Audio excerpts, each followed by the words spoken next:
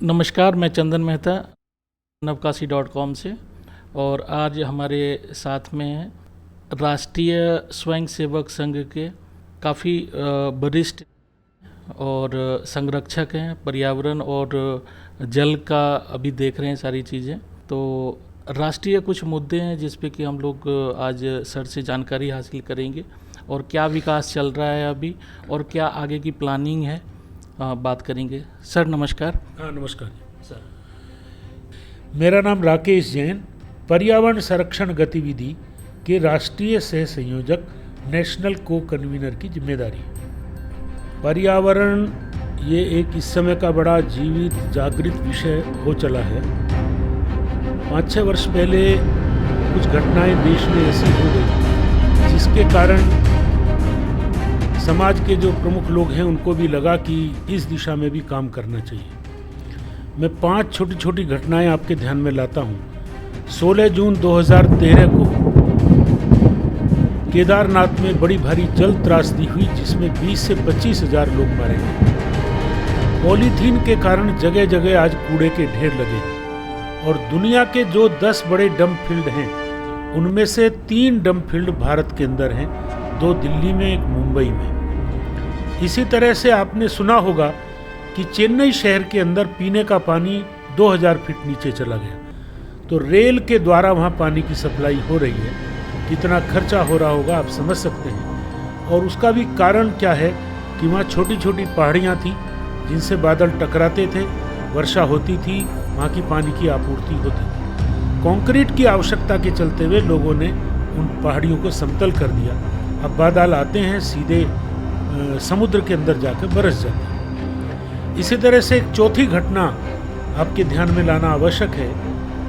तो 15 अगस्त 2018 को तमिलनाडु के बराबर में केरल प्रांत है, तो वहाँ पर पेड़ों के अंधाधुंध कटान के कारण ये स्थिति निर्माण हुई कि जो वर्षा हुई वो पूरा उपजाऊ मिट्टी को लेकर नदी में आई, नदी से डैम में आई। और 15 अगस्त के 2 दिन पहले ये स्थिति हो गई कि या तो डैम के कपाट खोल दिए जाएं, नहीं तो पूरा केरल भी पानी में, समुद्र में समा सकता है। उसी को ध्यान में रखकर ऊपर से निर्देश मिले तो 15 अगस्त की 12 बजे के बाद वो कपाट खोले गए और 1/3 केरल मिट्टी और पानी में डूब गया। लाखों घर, उनको सफाई करने में भी 8 महीने लगे। ये तो जरूर हुआ कि जन हानि नहीं हुई, पशुधन हानि नहीं हुई, कोई सामान की हानि नहीं हुई, केवल जो कष्ट हुआ वो 8 महीने लोगों के कमरे मिट्टी पानी में डूबे रहे। एक 5वीं घटना भी पर्यावरण की दृष्टि से सभी की कान खोलने वाली है। मुंबई जैसे शहर में जहां समुद्र का तट का किनारे का शहर है और समुद्र का पानी वहां 25, 30, 40 फुट तक नीचे है सड़कों से, तो वहां भी सड़कों पर बाढ़ आ गई। और बाढ़ का जो मुख्य कारण है वो पॉलीथीन था। पॉलीथीन के कारण नालियां चौक हो गई। नालियां चौक होने के कारण जो पानी नाली के माध्यम से आगे जाना चाहिए था वो सड़कों पर आया।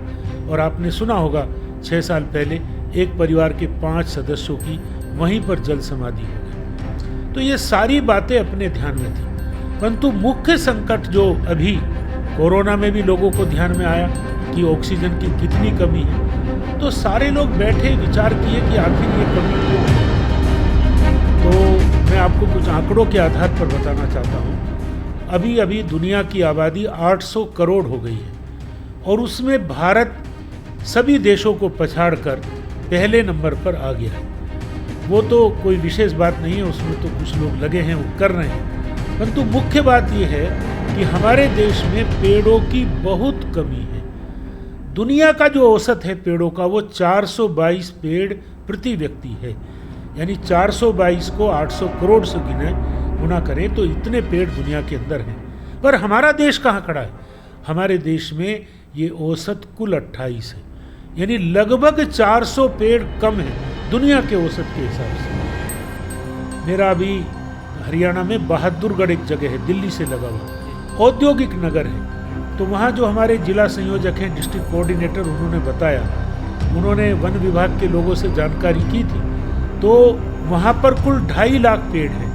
पेड़ गिनते हैं जिसका जो व्यास है वो 30 सेंटीमीटर या उससे ज़्यादा, उसको वो पेड़ मानते हैं। तो 2.5 लाख आबादी है और 2.5 लाख पेड़ है, यानी प्रति व्यक्ति पेड़ कुल 1 है। जबकि हमारे जीवन में पेड़ पौधे हमको क्या क्या देते हैं, समस्त अन्न देते हैं, दलहन देते हैं, तिलहन देते हैं, समस्त प्रकार की लकड़ियाँ देते हैं, कागज़ के लिए लकड़ी देते हैं, ईंधन के लिए लकड़ी देते हैं और रबड़ देते हैं। सारी जड़ औषधियाँ पेड़ों से प्राप्त होती हैं। तो हम कहाँ जाएंगे? ये एक बहुत बड़ा संकट है। इसलिए समाज के सुधीजनों ने विचार करके 4 वर्ष पहले पर्यावरण संरक्षण गतिविधि ऐसी प्रारंभ की। तो हम लोग आग्रह करते हैं, इस साल हम लोगों ने एक विशेष ड्राइव लिया है कि जब 14 जनवरी को 2024 को प्रभु रामचंद्र जी अपने मंदिर में नवीन स्थान पर विराजित होंगे, तो उस समय तक हम एक अभियान लेंगे, एक पेड़ देश के नाम। तो हर व्यक्ति से आग्रह रहता है कि वो अपने घर में बीजों का बीजारोपण करे, थोड़ा बड़ा हो जाए तो फिर वहाँ पेड़ लगाए। तो ये पेड़ का विषय में आपसे बात करनी। जल के बारे में, हाँ, पहले मैं जल के बारे में बताऊंगा। तो हम लोग 3 नारों पर काम करते हैं, पेड़ लगाओ, पानी बचाओ, पॉलीथीन हटाओ। तो पानी के बारे में भी आपको मैं बताऊं कि पानी की बड़ी भारी कमी देश में है। आप लोग यदि कभी राजस्थान गए होंगे तो आपने देखा होगा 3-3, 4-4 घड़े रखे हुए सिर पर महिलाएं पानी लाती हुई पानी लेने जाती हुई आपको मिल जाएंगी। कितना बड़ा संकट पानी का। दिल्ली में बहुत लोग रहते हैं, तो दिल्ली में यमुना में कितना जल रहता था, अब 15 दिन केवल पूरा जल भरकर आता है, बाकी तो वो गंदा नाला हो गई। तो इसलिए हम लोग 3 बिंदुओं पर पानी के बारे में काम करते हैं। तो पहला बिंदु है कि हम अपने दैनिक जीवन में पानी को थोड़ा मितव्ययता के साथ उपयोग करें। कई हमारे पुरुषगण हैं, वो दाढ़ी बनाते हैं, टोटी खोल देते हैं और दाढ़ी रगड़ते रहते हैं, बड़े आराम से 8-10 लीटर पानी बह जाता है। स्नान कितने पानी से करना ये भी बताना। हमारे घर में 4 मेहमान आए तो पूरा गिलास पानी का भर के आता है, 1 घूंट पानी भरा और पानी रख दिया, वो पानी नाली में जाता है। तो ये एक तरह से पानी को बचाने का एक विधि है। उसमें दूसरा, पानी को रक्षण करने के लिए 2 विधि हैं। एक है रेन वाटर हार्वेस्टिंग, वर्षा का जितना जल उसको ज़मीन में भेजना।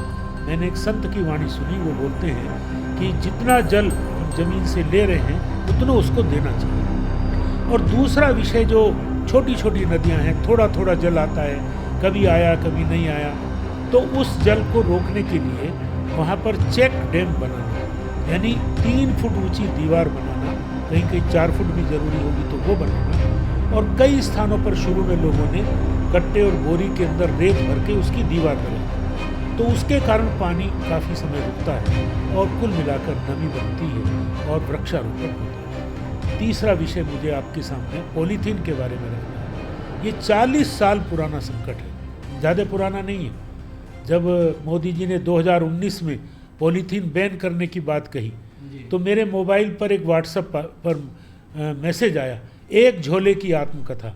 वो कह रहा है कि अब लगता है मेरे भी अच्छे दिन आने वाले हैं, अभी तो मैं संदूक में सबसे नीचे तल्ले पर पहुंच गया हूँ। परंतु जैसा होता है, लोग फिर अपना उसी रास्ते चलने लगे। पॉलीथीन के कारण कितना बड़ा संकट है, 400 साल तक पॉलीथीन गलता नहीं है। जल, जंगल, जमीन, जानवर, जन, 5 को खतरा बना हुआ है। उसको बचाना है तो उस पर नियंत्रण करना है। नियंत्रण करने का रास्ता क्या है कि आप बड़ी पॉलीथीन में छोटी पॉलीथीन जमा करते जाओ, कूड़े वाले को दे दो। एक दूसरा तरीका हमको बंगाल में मिला, जैसे 1 लीटर 1.5 लीटर पानी की बोतल होती है, उसमें ठोक ठोक कर पॉलीथीन भरिए। तो हमारे कार्यकर्ता ने वहाँ कहा कि पॉलीथीन रूपी राक्षस को बोतल में बंद करके रखो जी। तो बोतल और जिन्न की कहानी आपने सुनी होगी। कुल मिलाकर इस रास्ते पर हम चलेंगे तो हम अपने देश समाज को बचा सकेंगे, पर्यावरण की रक्षा कर सकेंगे, सबका स्वास्थ्य अच्छा रहेगा। तो पर्यावरण संरक्षण। सर, एक क्वेश्चन था मेरा कि पॉलीथीन जो प्रोड्यूस होता है, अगर हम लोग वहाँ पे कुछ नियंत्रण वो करें, हमारे हाथ में नहीं है, वो सरकार के हाथ में है। और दूसरी बात है, सरकारी आधार पर किसी काम को अपन ने नहीं करना। सरकार ने गुजरात और बिहार में शराबबंदी की हुई है, हजारों लोग मरते हैं फिर भी अवैध शराब पीने से। तो कानून के द्वारा नहीं, हम लोगों का मन तैयार करें, इस विषय को समझें कि हमारे बच्चों के स्वास्थ्य के लिए ये आवश्यक है। हम जनता को जागरूक करें, जन जन को जागरूक करें, और लोग हो रहे हैं। दक्षिण की कर्नाटक की एक अम्मा, पीपल वाली अम्मा के नाम से 13 वर्ष की आयु में विधवा हुई और वो 80 वर्ष आयु उसकी हो गई है। अभी तक वो 13 लाख पीपल के पेड़ स्वयं लगा चुकी। गुजरात के एक उद्योगपति हैं, वो 12 साल पहले अपने ज़िले में गए। उनके ज़िले का नाम है राजकोट के निकट। तो उनके ज़िले में जब वो गए तो वहाँ देखा कि सारी पहाड़ियाँ नंगी हो गई हैं। तो उन्होंने अपने धन संपदा से पेड़ लगाना शुरू किया और अभी वो 23 लाख पेड़ पिछले साल तक वो लगा चुके थे जी। इसी तरह से हमारे एक मित्र हैं, IRS हैं, अमृतसर के इनकम टैक्स कमिश्नर हैं, वो तो सघन वन का आग्रह करते हैं, एक जगह ज़्यादा पेड़ लगाना, तेज़ी से पेड़ आगे बढ़ते हैं। वो भी 11 लाख से ऊपर पेड़ लगा चुके हैं। इस विषय में जागरूकता निर्माण हुई है। जब समाज पूरा अपना जिम्मेदारी समझकर इस काम में लगेगा तो देश का पर्यावरण ठीक हो सकता है। सर, इस अभियान में अगर कोई जुड़ना चाहे तो कैसे जुड़ सकते हैं? हमारी पर्यावरण संरक्षण गतिविधि की सब जगह टीम है, सब जगह लोग हैं। कहीं नहीं आपको लगता कि भाई हमें कोई नहीं मिल रहा है तो आप हमें फ़ोन करिए, हम आपको वहाँ के लोकल जो हमारे कोऑर्डिनेटर हैं उनका नंबर आपको दे देंगे। तो आप थे श्री राकेश जैन जी, और मैं navkashi.com के माध्यम से जन जन से अपील करना चाहूँगा कि ये बहुत अच्छा मुद्दा है और ये जन जन को कहीं ना कहीं बेनिफिट पहुँचाने वाला है, क्योंकि हमारा भविष्य इसी से तय होने वाला है। तो हम लोग सर के बताए हुए मार्ग पे चलें और इस टीम के साथ में जुड़ें और हम लोग अपना भी एक भविष्य निर्धारित करें। धन्यवाद सर आपका बात करने के लिए। बहुत बहुत धन्यवाद।